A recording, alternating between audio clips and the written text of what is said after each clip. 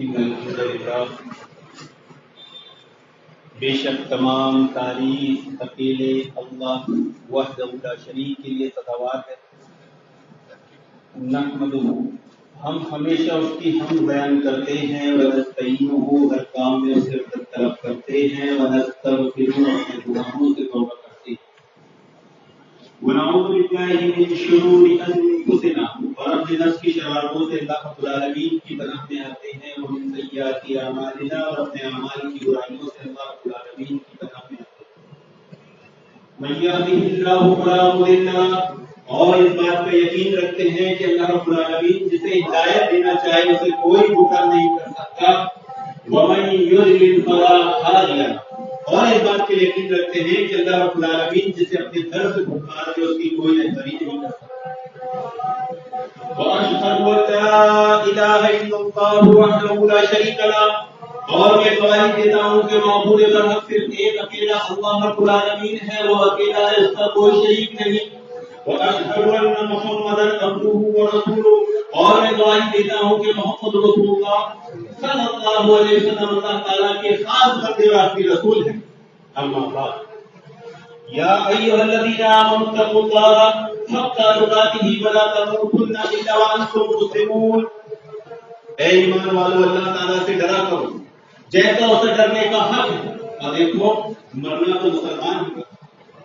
یا ایھا الناس اتقوا ربکم الذی خلقکم من نفس واحدہ، اے لوگوں رب ڈرو جس نے تمہیں ایک جان سے پیدا کیا، وخلق منھا زوجھا وبث منھما رجالا کثیرا ونساء، اور رب ڈرو جس نے تمہارے جسم سے تمہارا جوڑا بنایا اور پھر پوری دنیا میں مرد و عورت کو پھیلا۔ واتقوا اللہ الذی تساءلون بہ والارحام، اور اس رب ڈرو جس کا واسطہ دے کر تم ایک دوسرے سے اپنے حقوق مانگتے ہو اور رشتوں کا خیال رکھو۔ ان اللہ کان علیکم رقیبا، بے شک اللہ رب العالمین تمہارا نگراں۔ یا ایھا الذین آمنوا اتقوا اللہ وقولوا قولا سدیدا، اے ایمان والو اللہ تعالیٰ سے ڈرا کرو اور بات سیدھی کہا کرو۔ یصلح لکم اعمالکم ویغفر لکم ذنوبکم، اللہ رب العالمین تمہارے اعمال درست کر دے گا، تمہارے گناہوں سے درگزر کرے گا۔ ومن یطع اللہ ورسولہ فقد فاز فوزا عظیما، اور جس نے اللہ اور اس کے رسول کی فرمانبرداری کی اس نے یقیناً بڑی کامیابی حاصل۔ اما بعد، فإن خیر الحدیث کتاب اللہ، اور سب سے بہترین حدیث اللہ کی کتاب ہے۔ وخیر الہدی ہدی محمد صلی اللہ علیہ وسلم، اور سب سے بہترین طریقہ محمد رسول اللہ صلی اللہ علیہ وسلم کا طریقہ ہے۔ وشر الامور محدثاتها وكل محدثۃ بدعہ، اور سب سے بدترین طریقہ وہ ہے جو دین میں اپنی طرف سے نکالا جائے اور وہ بدعت ہے۔ وكل بدعۃ ضلالہ وكل ضلالۃ فی النار، اور ہر بدعت برائی اور برائی کا ٹھکانہ جہنم ہے۔ اما بعد، اللهم انی اسألک علما نافعا ورزقا طیبا وعملا متقبلا، الہی مجھے لفظ علم، حلال روزی، تیری بارگاہ میں قبول ہونے والا عمل عطا فرما۔ اللهم انی اعوذ بک من عذاب القبر ومن عذاب جہنم ومن فتنة المحیا والممات ومن شر الفتنة المسیح الدجال، الہی مجھے قبر کے عذاب سے، جہنم کے عذاب سے بچا، زندگی اور موت کے فتنے سے بچا، اور دجال کے فتنے سے بچا۔ اللہم رب زدنی علما، اللہم رب زدنی علما، اللہم رب زدنی علما، الہی ہمارے علم میں اضافہ کر۔ رب یسر ولا تعسر وتمم بالخیر، الہی آسانی کرنا مشکل نہ کرنا، اور جو کام ہم نے شروع کیا ہے اس کا خاتمہ بالخیر کرنا، آمین یا رب العالمین۔ حاضرین جمعہ، میرے دین ملی اسلامی بھائیوں، آج کے خطاب کا عنوان وہی گزشتہ ہفتے والا، غموں پریشانیوں کا علاج کتاب و سنت کی روشنی۔ حاضرین، پچھلی دفعہ ایک اصول آپ کو ذہن نشین کرایا گیا تھا، یاد کرایا گیا تھا، امید کرتا ہوں تمام حضرات کو یاد ہوگا۔ اگر بعض حضرات بھول گئے ہوں گے پھر وہ اصول یاد دلا دیں کہ صرف اس غربے کے لیے نہیں، ساری زندگی کے لیے اصول ہے۔ الا بذکر اللہ تطمئن القلوب، کہ اللہ کے ذکر سے دلوں کو اطمینان ملتا ہے۔ دلوں کو اطمینان کس سے ملتا ہے؟ اللہ تعالیٰ کے ذکر۔ اور بتایا گیا تھا کہ یہ حقیقت ہے، اور اس حقیقت سے کوئی انکار نہیں کر سکتا کہ اس دنیا میں امیر ہو یا غریب، نیک ہو یا بد، مرد ہو یا زن کو قانون قدرت کے تحت غموں اور پریشانیوں کا سامنا کسی نہ کسی شکل میں کرنا ضرور پڑتا ہے. اور نوبت یہاں تک پہنچ جاتی ہے کہ انسان کو سلجھائی نہیں دیتا، سمجھ میں نہیں آتا کہ وہ کیا کرے اور کیا نہ کرے. اس کی ساری صلاحیتیں جواب دی جاتی ہیں. خلاصہ کلام یہ ہے کہ ان مسائل پریشانیوں سے فرار کسی انسان کے لیے ممکن نہیں. اس غلط فہمی اپنی کرنے میں نہ رہے کہ ہم دنیا میں آئے ہیں، پیدا ہوئے ہیں تو ہمیں کوئی غم پریشانی نہیں آئے گی، یا ہم کچھ ایسے اعمال اور ایسی چیزیں کر لیں گے کہ ہماری زندگیاں غموں پریشانیوں سے پاک و صاف ہو جائے گی. نہیں.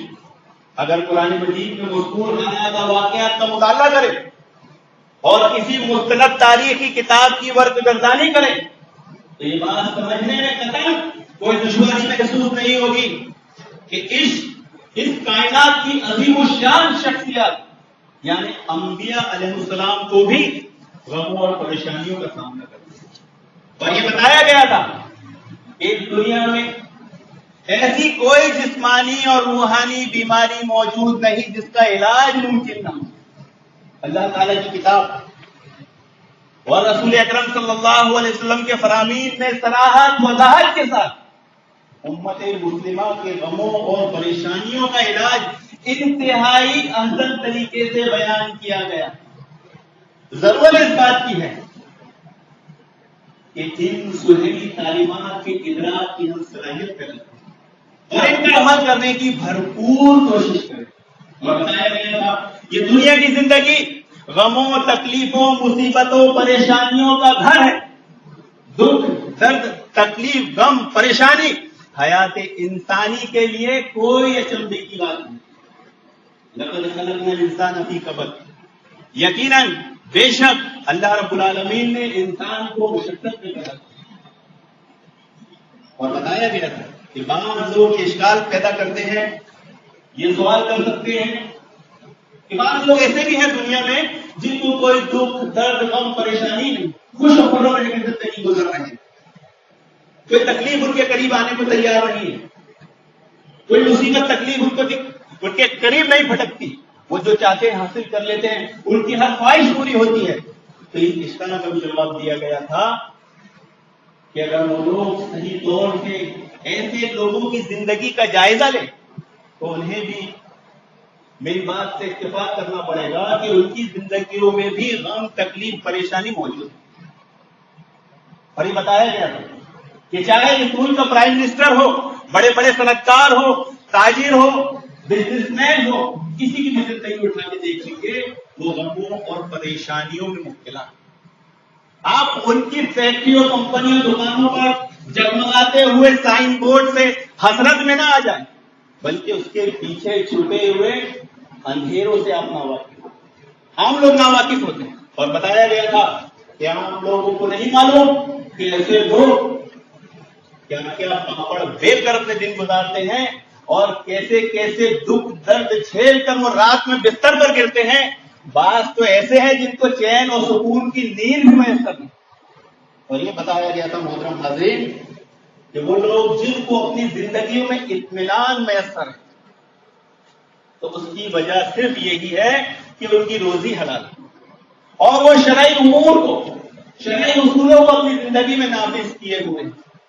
اور یہ بتایا گیا تھا کہ غموں اور پریشانیوں سے پاک صاف زندگی صرف جنت میں ملے گی. یہ امتیازی بخش صرف آخرت کی زندگی کو حاصل ہے. وہ خوش نصیب لوگ ہوں گے جنہیں اللہ رب العالمین غموں اور پریشانیوں سے پاک زندگی عطا کرے گا. اللہ رب العالمین سے دعا ہے کہ اللہ رب العالمین ہم سب کو ان میں شامل کرے. جنہیں فرشتے کہیں گے لا يسمعون فيها لغوا ولا تاثما الا قيلا سلاما سلاما، کہ نہ وہاں کوئی لغو بات، جھوٹ بات، فضول بات سنیں گے، وہاں صرف سلام ہوگا، سلام ہوگا، سلام. اور بتایا گیا تھا کہ غم، پریشانی انسانوں کے دلوں پر غم اور پریشانی کا نزول ہوتا رہے تو دل دو قسم کے ہو جاتے ہیں. ایک وہ دل جس پر اللہ رب العالمین کی رحمت و برکتوں کا نزول ہوگا وہ دل خوش ہوتا ہے، نیکی اور بھلائی کے کاموں میں مصروف، خیر اور بھلائی کے کاموں کی طرف مائل ہوتے ہیں اور بہت کم پریشان۔ دوسرے وہ دل جو شیطان کی آماج گاہ ہوتے ہیں، وہ دل دکھ، درد، تکلیف اس سے گھرے ہوتے ہیں۔ اور بتایا گیا تھا محترم حاضرین کہ غموں پریشانیوں کا علاج ذکر کرنے سے پہلے غموں کی اقسام بیان کر دی جائے تاکہ پتہ نہ چلے کہ غم اور پریشانی کہتے کس کو، ورنہ دکھ، درد، غم، پریشانی سمجھ کر خوامخواہ ہم نے جن چیزوں کو اپنے اوپر مسلط کر رکھا ہے وہ غم اور پریشانی ہے بھی کہ نہیں۔ اور بتایا گیا تھا کہ وہ غم جو انتہائی بہترین اور شاندار ہیں وہ 5 غم تھے۔ نمبر 1 انبیاء علیہ السلام کا غم، نمبر 2 مخلص علماء کا غم، نمبر 3 نیک حکام کا غم، نمبر 4 صاحب بصیرت رہنما کا غم، نمبر 5 اساتذہ اور والدین کا اپنے نونہالوں کی تربیت کے تعلق سے سوچ اور فکر۔ محترم حاضرین، بتانے اور بولنے کی ضرورت نہیں ہے، الحمدللہ آپ تمام حضرات یہ جانتے ہوں گے کہ آج امت مسلمہ کا جو حال ہے اور ہمارے جو رہنما ہیں، صاحب بصیرت رہنما جن کو ہم سمجھتے ہیں اور سمجھتے ہیں یہ لاک ڈاؤن ختم ہو جائے گا یا وہ پارٹی کی حکومت آ جائے گی تو ہم مسلمانوں کے دن پھر جائیں گے، تو اصول یاد دلایا گیا تھا کہ صاحب بصیرت رہنما وہی ہوتا ہے جو اپنی عوام کی خیر خواہی چاہے، لیکن آج کے رہنما عوام کی خیر خواہی کم بلکہ اپنی خود کی خیر خواہی زیادہ چلا۔ پوری امت مسلمہ کا حال اٹھا کر دیکھ لیجیے، آج مسلمانوں کی سوچ انگریزوں نے ملت تہذیب کو ایسے کھرچ کے نکال دیا ہے۔ ہم مسلمانوں میں سے ملت تہذیب دلوں میں سے کھرچ کے نکال دی گئی ہے۔ پوری امت مسلمہ کے مسلمانوں کی سوچ صرف اتنی ہے، میں اور میری فیملی۔ آدمی سودا بھی کر لیتا ہے، الیکشن آتے ہیں دیکھتے نہیں ہیں 500 روپے میں ووٹ بک جاتے اپنے مفاد کے لیے۔ کون سے رہنما؟ صاحب بصیرت رہنما۔ تو آج امت کی جو سب سے بڑی کمزوری بن چکی ہے کہ ہم میں محترم حاضرین ملت سازی نہیں، اور بتایا گیا تھا وہ اساتذہ اور وہ والدین جو اپنے بچوں کی تربیت میں غم اور پریشانی کو جھیلتے ہیں۔ آپ دیکھیں گے یہاں وہ والدین موجود ہیں جنہوں نے اپنے بچوں کی تربیت کے لیے دکھ، درد، غم، پریشانی، جدائی کا غم جھیلا ہے۔ کسی نے اپنے بچے کو ڈاکٹر بنایا، کسی نے اپنے بچے کو انجینئر بنایا، کسی نے اپنے بچے کو عالم بنایا۔ بچہ جب گھر سے دور جاتا ہے پڑھنے کے لیے، ماں باپ سے دور ہوتا ہے، کیا وہ دکھ درد برداشت کرتے نہیں ہوں؟ کیا ان کو دکھ درد کا احساس نہیں ہوتا ہوگا؟ تو وہ جو دکھ، درد، غم، پریشانی کی انہوں نے جھیلا ہے اس کا رزلٹ ان کو آگے جا کے یہ ملتا ہے کہ انہیں کوئی دکھ، درد، غم زندگی میں ہوتا نہیں۔ وہ والدین اور اساتذہ اگر اپنے نونہالوں کی تربیت کا دکھ درد جھیلنا چھوڑ دے، بچوں کو لائن چھوڑ دیں، تو بچوں بڑے ہو کر کیا بنیں گے آپ سوچ سکتے ہیں۔ غموں اور پریشانیوں کے جن 5 غموں کا تذکرہ کیا گیا تھا یہ انتہائی بہترین، انتہائی شاندار، ایسی سوچ، غم، فکر حقیقت میں امت مسلمہ کے روشن مستقبل کی غماز ہے۔ اگر پوری امت، پوری قوم ان غموں اور پریشانیوں میں مبتلا ہو جائے، رب کعبہ کی قسم اس قوم، اس امت کو کوئی غم ہی نہ رہے۔ امت مسلمہ کی کشتی جو آج شدید بھور میں ہچکولے کھا رہی ہے وہ بہترین احسن انداز میں جا کے کنارے لگ جائے۔ تو آج جن غموں کا تذکرہ کیا جائے گا محترم وہ ان 5 غموں سے ریلیٹڈ ہی ہے۔ نمبر 1 مبلغین، دعوت دین دینے میں مسائل کا غم۔ انبیاء علیہ السلام نے اس غم سے خوب حصہ پایا۔ تمام انبیاء علیہ السلام نے دعوت کے میدان میں ناقابل حد تک لوگوں کی مخالفت، استہزاء، ظلم اور زیادتی کا سامنا کیا ہے۔ اللہ رب العالمین نے سورۃ الانعام میں یہ نقشہ کھینچا ہے، وَلَقَدِ اسْتُهْزِئَ بِرُسُلٍ مِّن قَبْلِكَ فَحَاقَ بِالَّذِينَ سَخِرُوا مِنْهُم مَّا كَانُوا بِهِ يَسْتَهْزِئُونَ۔ اور واقعی آپ سے پہلے جتنے نبی گزرے ہیں، انبیاء گزرے ہیں، سب کا مذاق اڑایا گیا۔ تو جن لوگوں نے انبیاء کا مذاق اڑایا ان کو اللہ رب العالمین کے عذاب نے پکڑا۔ قُلْ سِیرُوا فِی الْأَرْضِ ثُمَّ انظُرُوا کَیْفَ کَانَ عَاقِبَۃُ الْمُکَذِّبِینَ۔ آپ ذرا زمین میں چل پھر کر دیکھیے، فرما دیجئے کہ ذرا زمین میں چل پھر کر دیکھو تکذیب کرنے والوں کا کیا انجام ہوا۔ محترم حاضرین، آج ہم مسلمان کیا سمجھتے ہیں کہ ہم دعوت کا کام کریں، نہ ہمارے دل کو کوئی تکلیف پہنچے، نہ ہمارے جسم کو کوئی تکلیف پہنچے، نہ ہمارے دماغ میں کوئی الجھن۔ کیسا ہو سکتا کہ امت مسلمہ دین کی دعوت لے کر چلے اور اس میں تکلیف نہ پہنچے؟ ہو ہی نہیں سکتا۔ اگر ہم یہ سوچ رکھتے ہیں کہ ہم بنا تکلیف کے کام کر لیں، بنا مخالفت کے کام کر لیں، بنا استہزاء کے کام کر لے، بنا ظلم و زیادتی کے کام کر لے، ہم نے ابھی تک توحید کو سمجھا ہی نہیں۔ اور ہم یہ چاہتے ہیں کہ ہمیں سارے غم آنا چاہیے، یہی غم نہیں آنا چاہیے۔ دین کی دعوت دینے میں ہم فوراً پیچھے، دین کے لیے لڑنے میں ہم سب سے پیچھے ہیں، دنیا کے لیے لڑنے میں ہمیں کسی فتوے کسی عالم کی رائے کی ضرورت نہیں ہے۔ دین کی دعوت کے کام کے لیے اچھا ایسا کرنا چاہیے، فوراً فتویٰ پوچھنے چاہیے، لیکن ہمارا مال کوئی کھا جائے تو اس کو ٹھوکنا چاہیے، اس کے گھر میں گھسنا چاہیے، اس کو پیٹ کا مال لانا چاہیے، کسی عالم کے فتوے کی ضرورت نہیں پڑتی۔ محترم حاضرین، اللہ تعالیٰ نے امت کی طرف سے ملنے والے غم پر اللہ کے نبی صلی اللہ علیہ وسلم کو صبر کی تلقین کی۔ آپ دیکھیں گے عروہ رضی اللہ عنہ سے روایت ہے، وہ عائشہ رضی اللہ عنہ سے بیان فرماتے ہیں کہ آپ نے اللہ کے نبی صلی اللہ علیہ وسلم سے عرض کیا کہ کیا آپ کی زندگی میں احد سے بھی زیادہ کوئی سخت دن آیا ہے؟ تو آپ صلی اللہ علیہ وسلم نے فرمایا، حاضرین یہ ایک اصول یاد ہے کیونکہ بات چل رہی ہے غموں اور پریشانیوں کے علاج سے۔ ہم لوگ جب دعوت کا کام کرتے ہیں، جیسے لوگ ہر اہل توحید دائی ہے، وہ اس کا اٹھنا بیٹھنا، اس کے اعمال، یہ سب ایسے ہونا چاہیے جسے دیکھ کر اللہ یاد آئے، کم سے کم اس کے اعمال تو ایسے ہونا چاہیے۔ یہ بھی ایک دعوت۔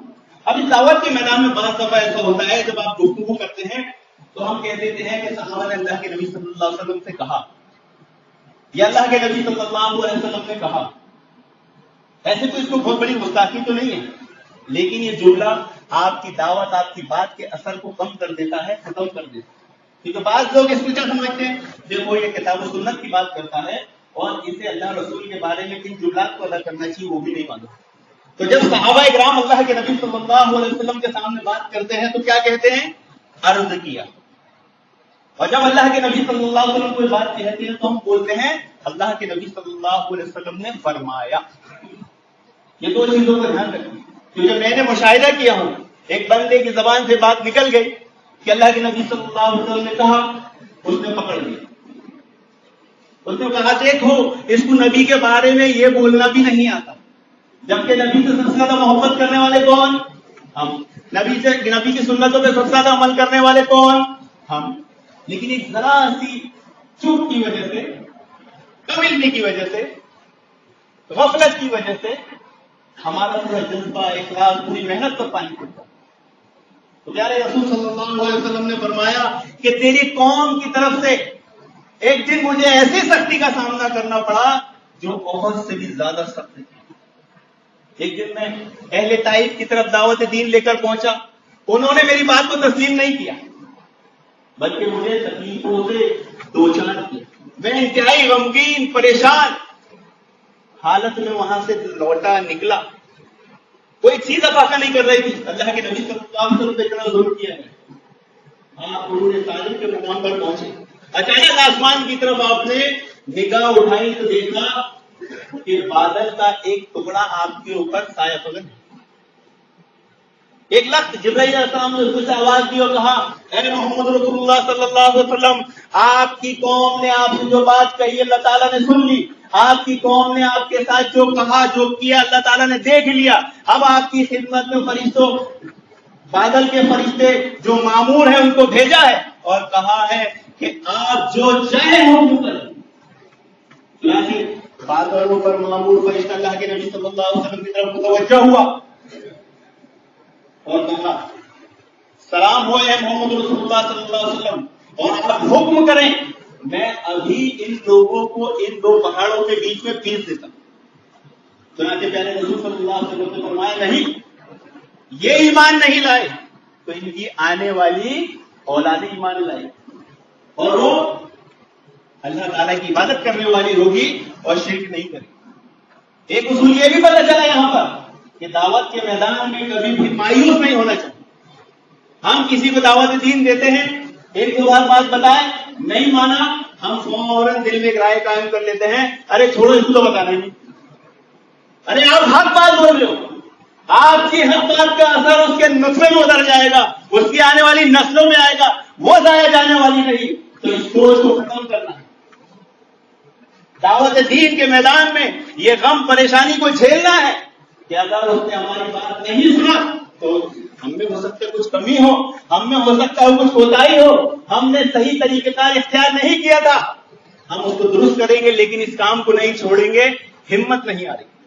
اسی طرح پیارے رسول صلی اللہ علیہ وسلم اس وقت بھی غم اور پریشانی میں مبتلا ہو گئے جب کفار مکہ نے آپ کے معراج کے دعوے کو ماننے سے انکار کیا اور بیت المقدس کے تعلق سے سوالات کرنا شروع کر دیا۔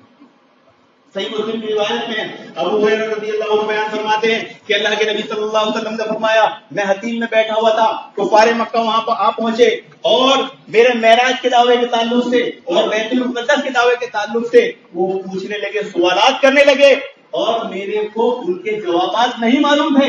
میں اتنا پریشان اور غمگین ہوا کہ اتنا غمگین اور پریشان کبھی نہیں ہوا۔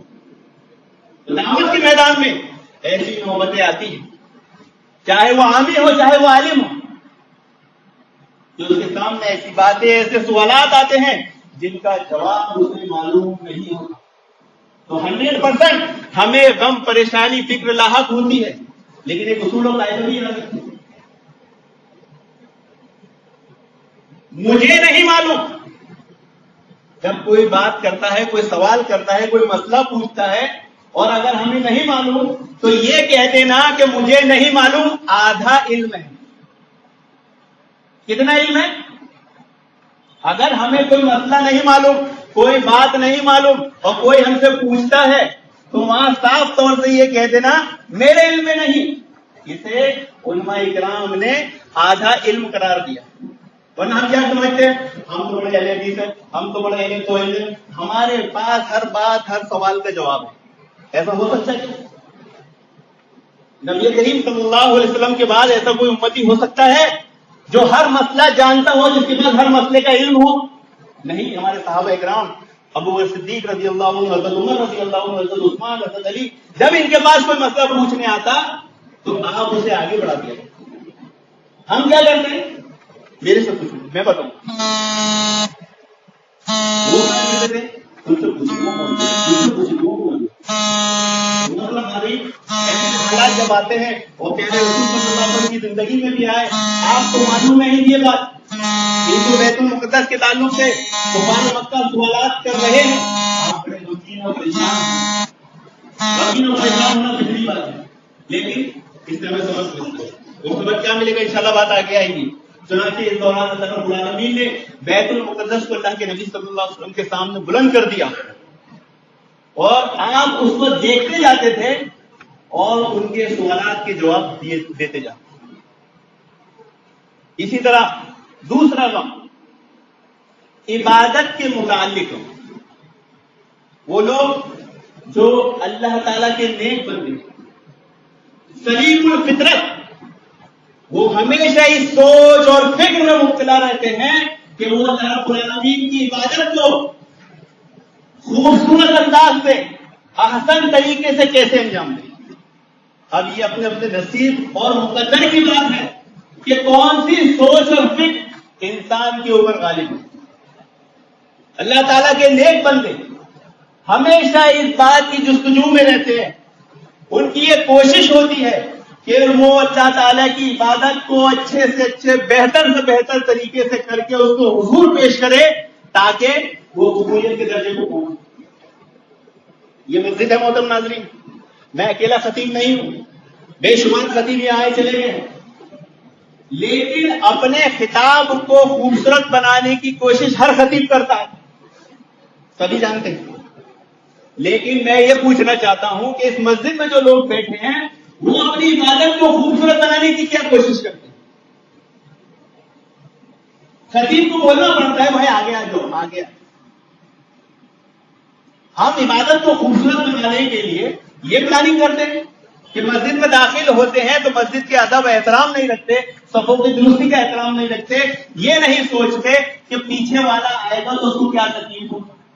ہم جیسے ہی مسجد میں داخل ہو، اگر ہماری نیت و ارادہ ہے کہ عبادت کو خوبصورت بنانا ہے، اچھے انداز سے کرنا ہے، تو مسجد میں سب سے پہلے داخل ہو یا کم سے کم خطیب کے منبر پر بیٹھنے سے پہلے داخل ہو، منظم ہو کر بیٹھے تاکہ پیچھے آنے والوں کو کوئی تکلیف نہ ہو۔ پہلی بات تو پیچھے آنے والوں کو تکلیف کا مسئلہ ہی نہیں۔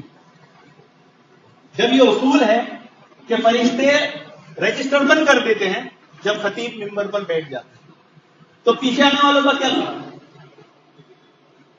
اگر آپ عبادت کو خوبصورت بنانے کا تصور دل میں رکھتے ہیں تو آپ کیا کوشش کریں گے؟ خطیب منبر پہ پہلے بیٹھے، ممبر پہ بیٹھے، اس سے پہلے نہیں، آپ کیا کوشش کریں گے کہ میں مسجد میں سب سے پہلے جمعہ کے دن سب سے پہلے آنے والا ثواب میں کماؤں، اس بات کے لیے جھگڑا کریں۔ اور میں ایک جگہ خطاب کرنے گیا تو وہاں یہ بات دیکھا کہ ایک بندہ فجر کے بعد ہی مسجد میں داخل ہو گیا، جبکہ فجر ہو چکی تھی، زوال کا ٹائم ختم ہو گیا، ہم چائے کے لیے باہر نکلے، میں نے لگی تو بولے میں سب سے پہلے ثواب حاصل کرنا۔ تو اگر اللہ تعالیٰ کے نیک بندے ہیں، سلیم الفطرت ہیں، تو ہمیں کیا کرنا چاہیے؟ ہمیں اپنی عبادت کو خوبصورت بنانے کی کوشش کرنی چاہیے۔ اور اس میں یہاں مسجد کا کام چل رہا ہے، آپ تمام حضرات کو معلوم ہے، کھڑکیاں دروازے سب کھلے پڑے ہیں، مچھروں کے مسائل، ایک ہی شہر میں مسجد ہے، بہت سارے لوگ اس میں ایسے ہیں جو بیچارے 200 300 کلو میٹر دور تک آتے ہیں۔ اب اس دوران خطبہ کسی بھائی جو دور سے آیا اس کو پیاس لگ گئی تو ہم کیا کر سکتے؟ ہم کم سے کم پانی کی بوتلیں بھر کے رکھ دیں، کیونکہ بڑی مساجدوں میں نے دیکھا ہوں جو جامع مسجد بڑی 3 4 فلور کی ہوتی ہے، وہاں مساجدوں میں چاروں طرف پانی کی بوتلیں رکھی ہوتی ہے، ضعیف ہوتا ہے، بچہ ہوتا ہے، خطاب میں کبھی اس کو پیاس لگ جائے، اب وہ پہلی طرف سے اٹھ کر جائے گا تو کیا ہوگا؟ سب کو تکلیف ہوگی، سب کی توجہ ہٹے گی۔ تو ہم عبادت کو خوبصورت بنانے کے لیے بہت کچھ کر سکتے ہیں۔ آپ لوگ مسجد میں تعاون کرتے ہیں، کسی کا انکار نہیں، اللہ تعالیٰ آپ کے شوق کو بڑھائے، لیکن سب جانتے ہیں کہ کھلی مسجد ہونے کی وجہ سے مچھروں کو کتنی تکلیف، مچھروں سے کتنی تکلیف ہے۔ اگر ہم لوگ یہاں مسجد میں الحمدللہ 100 200 لوگ آتے ہیں، ایک آدمی جب 10 روپے دے مچھر کاٹ لا کے رکھ دے ایک دن کا، یا ایک دن میں 2 کاٹ، تو مچھر تکلیف دیں گے؟ اتنی تکلیف ہوتی ہے نمازیوں کو، پھر ابھی سردی کا موسم میں بہت ساری چیزیں ہیں، اگر ہم ان کو درست طریقے سے کرنا چاہیں تو ہم اپنی عبادت کو خوبصورت بنا سکتے ہیں۔ اس کی ایک مثال اللہ کے نبی صلی اللہ علیہ وسلم کے زمانے سے ہم دیکھ سکتے ہیں کہ آپ صلی اللہ علیہ وسلم کو اس بات کی فکر لاحق ہوئی کہ لوگوں کو نماز کے لیے جمع کرنے کے لیے کیا طریقے کا اختیار کیا جائے۔ چنانچہ آپ صحابہ کرام سے مشورہ کرتے، ان سے رائے طلب کرتے، اور بہت زیادہ غور و فکر کرنے لگے تو کسی نے مشورہ دیا کہ لوگوں کو نماز کے لیے جمع کرنے کے لیے ہم کیا کرتے ہیں؟ جھنڈا بند کرتے ہیں۔ تو پیارے رسول صلی اللہ علیہ وسلم نے بات کو پسند نہیں کرا۔ کسی نے مشورہ دیا ہم کسی آلے میں پھونک مارتے ہیں، تو پیارے رسول صلی اللہ علیہ وسلم نے اس بات کو بھی پسند نہیں فرمایا، کہا یہ یہودیوں کا طریقہ ہے۔ اور آپ صلی اللہ علیہ وسلم نے کے سامنے ایک مشورہ یہ بھی دیا گیا کہ ہم گھنٹی بجاتے ہیں تاکہ لوگ نماز کے وقت پر، جماعت کے وقت پر آ جائیں۔ تو پیارے رسول صلی اللہ علیہ وسلم نے اس کو بھی پسند نہیں فرمایا، کہا یہ عیسائیوں کا طریقہ۔ اللہ کے نبی صلی اللہ علیہ وسلم کی حالت دیکھ کر ایک صحابی اتنے غمگین پریشان ہو کر گھر لوٹے، خواب میں دیکھا اذان کے سارے الفاظ انہیں سنائی دیے، اور وہ آپ نے صبح کے اللہ کے نبی صلی اللہ علیہ وسلم کو بتایا، تو پھر یہ ہمارا اذان کا طریقہ آئی۔ یہاں اس نقطے پر غور کرنے کی ضرورت ہے کہ پیارے رسول صلی اللہ علیہ وسلم کو جب تکلیف اور غم میں مبتلا دیکھے صحابی نے تو وہ ان سے زیادہ پریشان ہو. اور آج ہم امت مسلمہ کا یہ حال ہے کہ ہم کسی کو غم اور مصیبت پریشانی میں تکلیف میں دیکھتے ہیں تو وہ اس کو اور کیسے بڑھانا ہے اس کی جستجو میں لگ جاتے ہیں. اگر وہ بیچارہ غم و پریشانی میں مبتلا نہیں ہے تو اس کو کیسے غم و پریشانی میں مبتلا کرنا ہے ان تدبیروں میں لگ جاتے ہیں. یعنی انگریزوں نے ہم میں سے ملت سازی کا جو جذبہ ہے وہ کھرچ کے نکال دیا محترم ساتھی. بلکہ ہونا تو یہ چاہیے تھا کہ ہمارا کوئی بھائی ہمارا کوئی مسلمان بھائی اگر تکلیف میں ہے تو ہم اس کی تکلیف کو محسوس کریں اور اس کو حل کرنے کی اس کو دور کرنے کی کوشش کریں. ایسا ہوتا ہے. صحابی نے جب دیکھا پیارے رسول صلی اللہ علیہ وسلم غم تکلیف میں مبتلا ہے آپ بھی پریشان ہو گئے. اللہ تعالیٰ نے وہ طریقہ بتایا جو آج اذان کا ہے. اور یہاں پر ایک بات کو نوٹ کرتے چلے کہ صحابی نے جو اذان کا طریقہ نماز خواب میں دیکھا تھا وہ 5 ٹائم کا تھا یا 1 ٹائم کا؟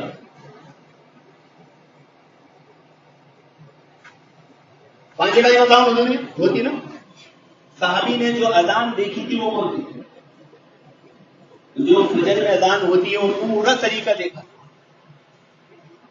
الصلاۃ خیر من النوم کی بھی الفاظ شیعہ لوگ صحابہ نے وہ کیا بولتے ہیں کہ یہ الفاظ جو ہے یہ حضرت عمر رضی اللہ عنہ کی ایجاد ہے. تو یہ حدیث اس بات کی دلیل ہے کہ یہ حضرت عمر کی ایجاد نہیں ہے بلکہ صحابی نے خواب میں وہ پوری اذان دیکھی تھی جو آج ہم فجر میں دیتے ہیں اور جو ہم 5 وقت دیتے ہیں. تو یہ حضرت عمر کی ایجاد نہیں. محترم حاضرین، تیسرا سچے کو جھٹلانے کا. ایک آدمی سچ بول رہا ہوتا ہے اور اس کو جھٹلا دیا جائے اس کے دل پہ کیا نہیں؟ وہ بولتا ہے کہ میں سچ بول رہا ہوں اور انہیں جھٹلا دیا جا رہا ہے. انسانیت کا معیار اتنا گر چکا ہے. اس کی مثال یہ بھی دی جا سکتی ہے آج کے دور میں پھر وقت میں کہ جو لوگ کتاب و سنت کی دعوت دیتے ہیں بدعت اور خرافات سے دور ہیں یعنی اہل حدیث کی دعوت ان کو لوگ بے ادب گستاخ کہتے ہیں اور گستاخ اصولوں پر عمل کرتے ہوئے کتاب و سنت کا انکار کرتے ہیں بلکہ قطعی انکار کرتے ہیں. وہ بڑے فرما بردار بڑے محبت کرنے والے بڑے بادل. کیا مطلب انسانیت کہاں پہنچ چکی ہے؟ مسلمانوں کا معیار کہاں پہنچ چکا ہے کہ خرت کو جنو کہہ دیا اور جنو کو خرت جو چاہے آپ کا حسن کرشمہ ساز کرے. آج بہت سارے لوگ اس مسجد میں نماز پڑھنے نہیں آتے جبکہ یہاں کتاب و سنت کی نماز ہوتی ہے. بدعت و خرافات نام کا نام و نشان دور تک نہیں ہے لیکن وہ سب جگہ نماز پڑھیں گے. یہاں نماز پڑھیں گے ان کی نماز دیوبندی کے پیچھے ہو جاتی ان کی نماز بریلوی کے پیچھے ہو جاتی ان کی نماز شیعوں کے پیچھے ہو جاتی ہوگی. جبکہ اس بات پر سب کا اتفاق ہے کسی کا اختلاف نہیں کہ جس کی بدعت کفر تک پہنچے اس کے پیچھے نماز نہیں ہوتی.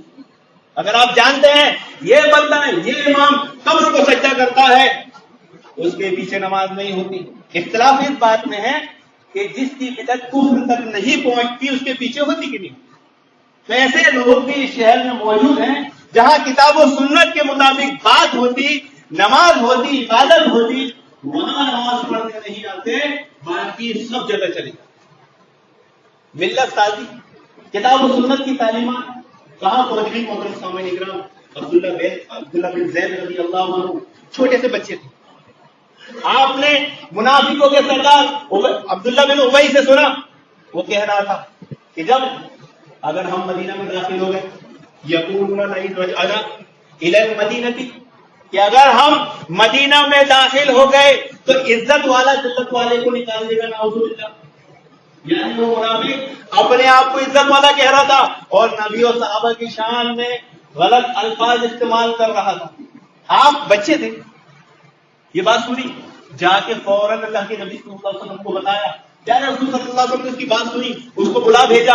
وہ آیا اور اللہ کے نبی کے سامنے جھوٹی جھوٹی قسم کھانے لگا ایسی باتیں کرنے لگا کہ اللہ کے نبی صلی اللہ علیہ وسلم کو اس کی بات پر اعتماد اور یقین کرنا پڑا. اس سے قاعدہ اصول یہ بھی ملا کہ زندگی میں دنیا میں ایسا ہوتا ہے، دو بھائیوں کے جھگڑے ہوتے ہیں، ایک بھائی صحیح ہوتا ہے، غلط ہوتا ہے، تو جو غلط ہوتا ہے وہ چرب زبانی سے ایسی باتیں کرتا ہے کہ فیصلہ اپنے حق میں لے لیتا ہے، اور جو بیچارہ سچا ہوتا ہے وہ زبان کا صاف اور جرت والا نہیں ہوتا، وہ دیکھتا رہ جاتا ہے، فیصلہ اس کے خلاف کرتا ہے۔ رضی اللہ عنہ کے سامنے انہوں نے ایسی چکنی چپڑی چرب زبانی سے باتیں کی کہ پیارے رسول صلی اللہ علیہ وسلم کو منافق کی بات پر یقین کرنا پڑا۔ معلوم ہوا کہ اللہ کے نبی صلی اللہ علیہ وسلم کو علم غیب نہیں تھا، ورنہ اس کی بات پہ یقین نہیں کرتے۔ اب ذرا بتائیں، تصور کریں، جب ایک سچا آدمی کوئی سچی بات بول دے اور بڑی محفل میں اس کو جھٹلا دیا جائے، اس کو جھوٹا غلط ثابت کر دیا جائے تو اس کے دل میں کیا بیتتی ہے، کیا بیتتی ہوگی، آپ سمجھ سکتے ہیں۔ اگر نہیں سمجھتے تو یہاں دیکھیں کہ جب ان کے چچا نے یہ بات دیکھی کہ پیارے رسول صلی اللہ علیہ وسلم نے منافق کی بات کو مان لیا اور میرا بھتیجا غلط ثابت ہو گیا، تو اپنے بھتیجے کو سخت ڈانٹ کر دیا۔ کیا یہ چاہتا تھا تو کہ پیارے رسول صلی اللہ علیہ وسلم سے ناراض ہو جائے، تجھے جھوٹا سمجھے، تمام مسلمان تجھے جھوٹا سمجھے؟ کیا بیتی ہوگی اس چھوٹے سے بچے پر؟ تو سچ بولنے والے کے ساتھ ایسے حالات بھی آتے ہیں کہ اس کو جھٹلا دیا جاتا ہے۔ یہ غم انسان کو بہت زیادہ پریشان کرتا ہے۔ بات لمبی نہ ہو، مختصر سا آخری پہلو بیان کر کے اپنی بات کو ختم کرتا ہوں۔ جھوٹی تہمت کا ایک آدمی یا کسی شخص پر جھوٹی تہمت لگائی جاتی ہے تو وہ کس غم پریشانی میں مبتلا ہوتا ہے یہ وہی سمجھ سکتا ہے۔ عائشہ رضی اللہ عنہ کا واقعہ ہمارے سامنے موجود ہے محترم حاضرین، کہ جب آپ پر جھوٹی تہمت لگائی گئی، پہلی بات تو آپ اس وقت بیمار تھے۔ ایک آدمی، ایک شخص، ایک مرد، ایک عورت اگر بیمار ہو یا کسی غم پریشانی میں مبتلا ہو اور اس پر دوسرا غم یہ کہ اس میں جھوٹی تہمت لگا دی جائے تو آپ سمجھ سکتے ہیں کیا ہوگا۔ حضرت عائشہ رضی اللہ عنہ پر کیا بیتی ہوگی؟ آپ فرماتی ہیں میں پوری رات روئی، پورا دن روئی، پوری رات روئی، یعنی 2 رات 1 دن روئی۔ آپ کے غم کا یہ حال تھا کہ میرے گھر والے یہ سمجھ رہے تھے کہ کہیں میرا دل نہ پھٹ جائے۔ آپ کی تکلیف کا یہ حال تھا کہ جو عورت آپ کی تیمارداری آپ سے ملنے آتی تھی وہ بھی زارو قطار ہوتی تھی۔ چنانچہ ایک دن پیارے رسول صلی اللہ علیہ وسلم آپ کے گھر تشریف لے، آپ کے پاس بیٹھے۔ حضرت عائشہ فرماتی ہے کہ اللہ کے نبی صلی اللہ علیہ وسلم پر 1 مہینے تک وحی نازل رہی۔ یہ بھی اس بات کی دلیل ہے کہ اللہ کے نبی صلی اللہ علیہ وسلم کو علم غیب نہیں تھا، ورنہ پیاری بیوی پر تہمت لگے اور آپ ان سے ساتھ سونا اٹھنا بیٹھنا منقطع کر دیں۔ تو اللہ کے نبی صلی اللہ علیہ وسلم جب آپ کے گھر پہنچے، آپ کے پاس بیٹھے، سب سے پہلے آپ نے اللہ رب العالمین کی وحدانیت بیان۔ دیکھیے یہ اصول قاعدہ بھی یہاں پتہ چلا محترم حاضرین، ہماری زندگی میں بے شمار معاملات ہوتے ہیں، چاہے وہ خوشی کا موقع ہو، چاہے وہ غم کا موقع ہو، چاہے وہ تیمارداری کا موقع ہو، ہم سب کرتے ہیں، وحدانیت بیان نہیں کرتے، توحید بیان نہیں کرتے۔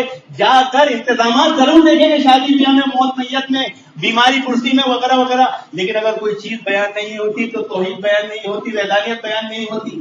ہونا تو یہ چاہیے تھا مسلمانوں کو کہ ہماری محفلوں میں، ہماری تیمارداری میں، شادی غم میں کوئی اگر آئے اور توحید بیان کیے بنا چلا جائے تو اسے اچھا نہ سمجھا جائے۔ اگر وہ واقعی توحید کا ماننے والا ہوگا، کتاب و سنت کی تعلیمات کو واقف ہوگا، وہ سب سے پہلے آ کر کیا کرے گا؟ اللہ تعالیٰ کی وحدانیت بیان، توحید بیان کرے گا۔ اور ہماری شادیوں میں کھانے کے ٹائم تو سلام بنا، ارے تو بھائی سلام حرام ہے کیا؟ سلام تو سلامتی کی دعا ہے، دعا عبادت ہے، کھانے کے ٹائم تو سلام بنا۔ ارے دلیل کیا ہے؟ دلیل یہ ہے کہ کھانے کے ٹائم بات کرنا ہے، کھانے کے ٹائم بات کرنا ہے، چاول کیوں مانگتا ہے، دال کیوں مانگتا ہے، جتنا ملا کھاؤ جا، اس کے لیے برابر ہے، بھائی چاول لائے، بھائی پانی لائے، بھائی دال لائے، لیکن کسی نے سلام کر دیا تو خراب ہو رہا ہے۔ مثال دے رہا ہوں میں کہ ہمیں ہمارے معاملات میں اللہ تعالیٰ کی توحید اور وحدانیت کی ذرا بھی قدر نہیں ہے محترم حاضرین۔ یہاں ایک چیز ہمیں سمجھنے کو ملی، پیارے رسول صلی اللہ علیہ وسلم حضرت عائشہ کے پاس بیٹھے، سب سے پہلے اللہ تعالیٰ کی وحدانیت بیان کی، پھر آپ نے کہا ہے عائشہ اگر تو پاک دامن ہے تو اللہ تعالیٰ تیری پاک دامنی ثابت کر، اور اگر تم نے خطا کی ہے تو اللہ تعالیٰ سے توبہ کر، اللہ تعالیٰ بڑا معاف کرنے والا ہے، بڑے سے بڑا گناہ معاف کر دیتا ہے۔ تو نصیحت کیا ہونا چاہیے کہ ہم سب سے پہلے توحید بیان کریں، اچھی باتیں بیان کریں، حضرت عائشہ رضی اللہ عنہ حضرت عائشہ رضی اللہ عنہ کا یہ بات سننا تھا اور آنسو تھم گئے. تو اصول جو میں نے پہلے یاد دلایا تھا الا بذکر اللہ تطمئن القلوب کہ اللہ کے ذکر سے دلوں کو اطمینان ملتا ہے. اگر ہم ایسے حالات میں میدانیت توحید بیان کریں گے تو جو لوگ غم اور پریشانی میں ہیں ان پر کیا بیتے گی؟ ان کو صبر جمیل کیا آئے گا؟ صبر آئے گا. حضرت عائشہ فرماتی ہے میں نے اپنے والد سے کہا جواب دیجیے جواب دیجیے جواب دیجیے. ابو بکر صدیق کہتے میں کیا جواب دوں؟ تو حضرت عائشہ نے کیا کیا؟ صبر کیا. ایک مثال حضرت مریم علیہ السلام کی بھی جیسا جب آپ بنا شوہر کے اللہ کے حکم سے ماں بنا لیے کیا بیتی ہوگی؟ آپ فرماتی ہے میں کہتی تھی کاش یہ دن دیکھنے سے پہلے میں مر کے نہیں تاکہ میں لوگوں کی یادوں میں بھولی بسری بن کے بھی گراتی. یعنی جن لوگوں پر جھوٹی تہمتیں لگتی ہے وہ ان کی باتیں لوگوں کی زبان پہ گردش کرتی ہیں, وہ لوگوں کے ذہنوں میں رہتے ہیں.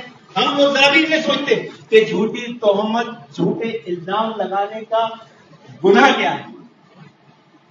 زبان کو ایک دم کیچی کی طرح چلاتے ہیں. یہ ایک الگ پہلو ہے. ابھی بتانے کا یہ مقصد ہے کہ جن لوگوں پر جھوٹی تہمت الزام لگتا ہے وہ کس غم کس پریشانی میں مبتلا ہوتے ہیں وہ وہی سمجھ سکتے ہیں جن کے ساتھ یہ معاملہ ہو.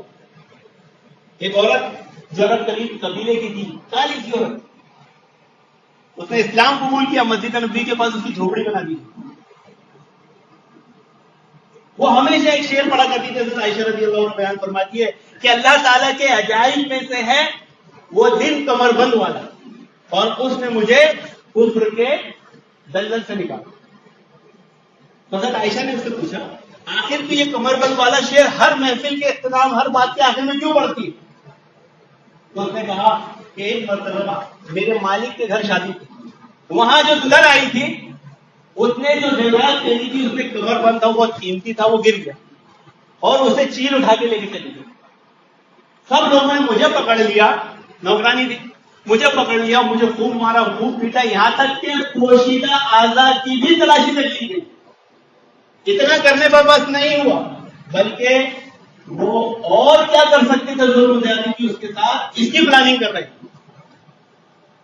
چنانچہ جیسے ہی وہ اس تدبیر کو انجام دیتے وہ چیل آئی اور وہ ہار وہاں پھینک کر چلی, جس کی وجہ سے اس کی بے گناہی ثابت ہوئی. تو محترم حاضرین, بولنے کا مقصد تھا کہ جن لوگوں پر جھوٹی تہمت الزام لگتا ہے اس کا کیا غم کیا پریشانی ہوتی ہے یہ وہی سمجھ سکتا ہے جس کے ساتھ ہوتا ہے.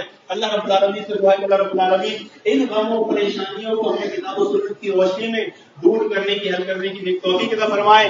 آمین یا رب العالمین.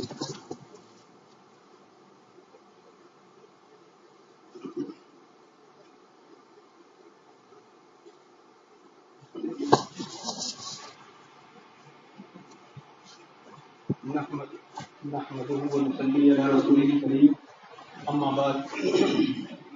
اللهم اغفر لنا وللمؤمنين والمؤمنات والمسلمين والمسلمات والذين بين قلوبهم واصلح ذات بينهم وانصرهم على عدوك وعدوهم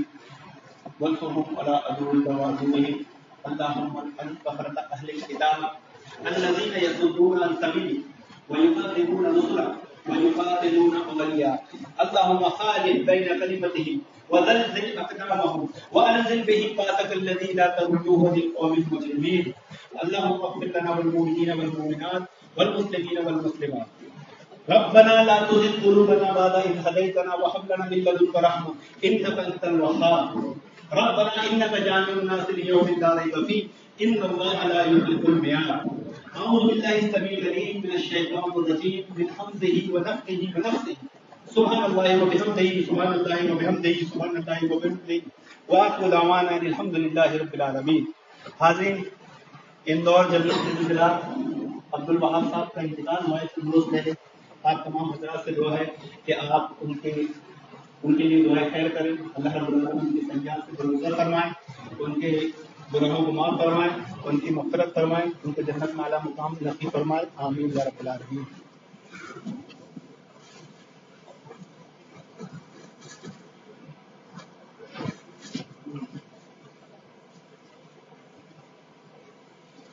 اللہ اکبر اللہ اکبر. اشہد ان لا الہ الا اللہ أشهد أن محمد رسول الله. حي على الصلاة حي على الفلاح قد قامت الصلاة قد قامت الصلاة. الله أكبر الله أكبر لا إله إلا الله.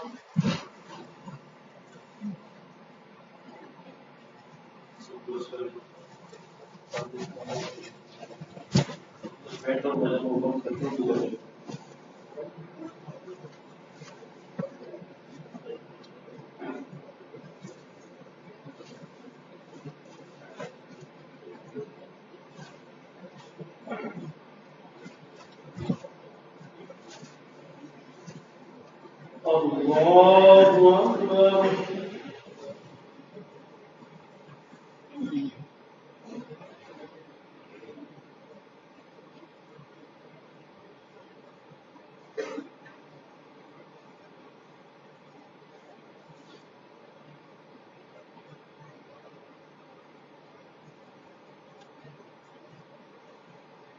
الحمد لله رب العالمين الرحمن الرحيم مالك يوم الدين إياك نعبد وإياك نستعين اهدنا الصراط المستقيم صراط الذين أنعمت عليهم غير المغضوب عليهم ولا الضالين.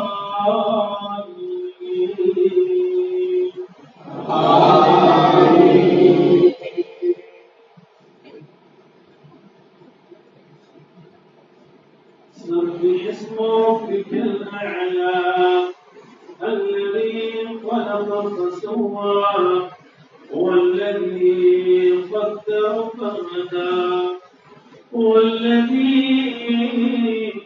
أخرج المرعى فجعله غثاء أحوى سنقرئك فلا تنسى إلا ما شاء الله إنه يعلم الجهر وما يخفى فنيسرك لليسرى فذكر إن نفعت الذكرى سيذكر من يخشى ويتجنبها الأشقى الذي يصلى النار الكبرى ثم لا يموت فيها ولا يحيا قد أفلح من تزكى وذكر اسم ربه فصلى بل تؤثرون الحياة الدنيا والآخرة خير وأبقى إن هذا لفي الصحف الأولى صحف إبراهيم وموسى. الله أكبر.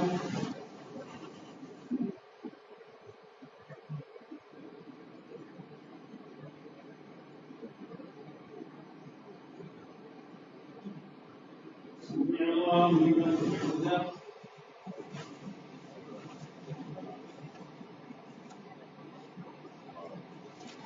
الله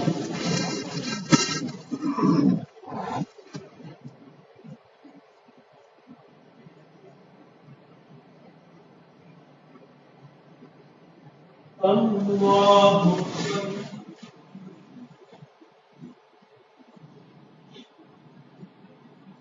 الله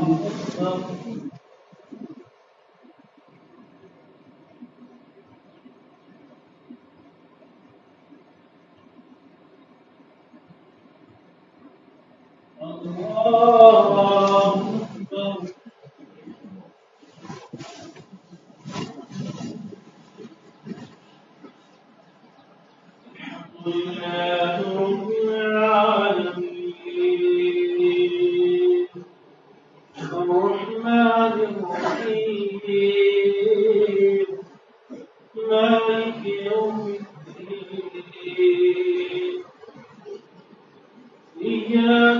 نعبد وإياك نستعين اهدنا الصراط المستقيم صراط الذين أنعمت عليهم غير المغضوب عليهم ولا الضالين.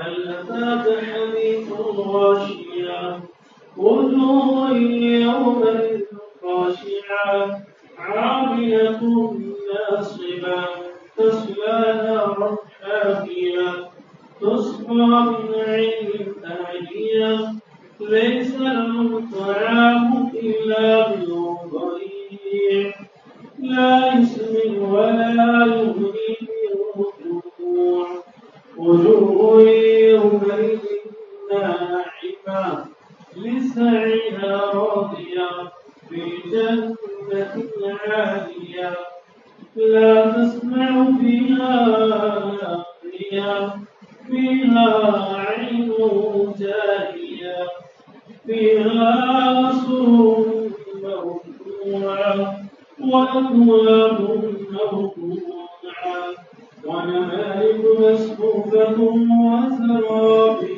مبثوثة أفلا ينظرون إلى الإبل كيف خلقت وإلى السماء كيف رفعت وإلى الجبال كيف نصبت وإلى الأرض كيف سطحت فذكر إنما أنت مذكر لست عليهم بمسيطر إلا من تولى وكفر فيعذبه الله العذاب الأكبر إن إلينا إيابهم ثم إن علينا حسابهم.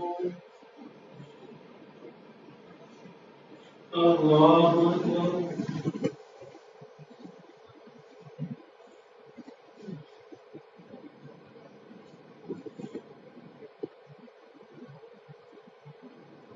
الله لمن حمده.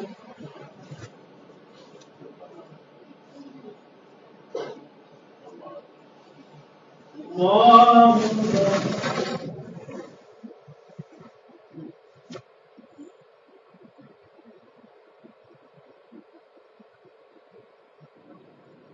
الله أكبر.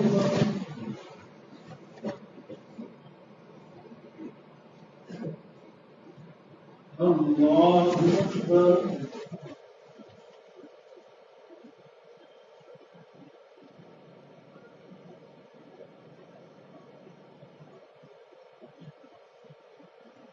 الله أكبر.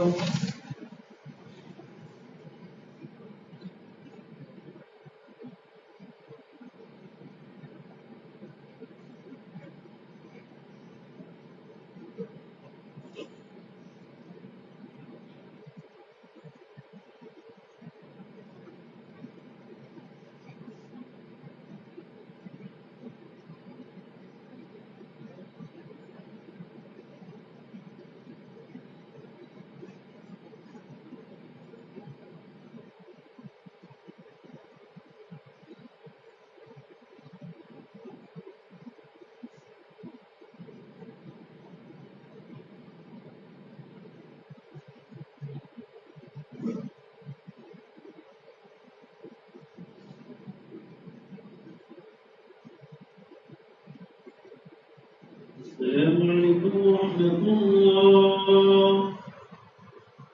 السلام عليكم ورحمة الله.